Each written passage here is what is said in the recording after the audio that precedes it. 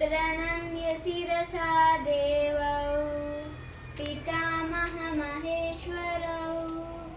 नाट्यशास्त्रं प्रवक्ष्यामि ब्रह्मणाय दुदाहृतं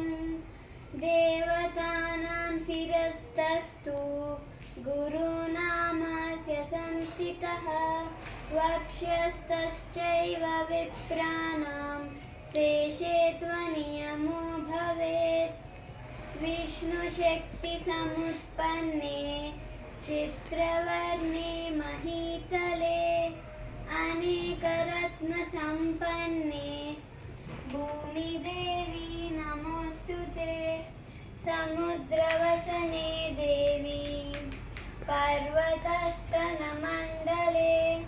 नाट्यं करिष्ये भूदेवी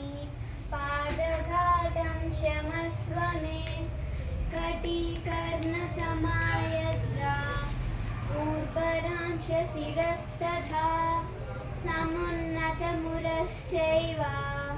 सौष्ठवं नाम तद्भवेत् प्रायेण करणे कार्यौ वामो वक्षस्थितः करः चरणश्चानुगच्छापि दक्षिणस्तु भवेत् करः।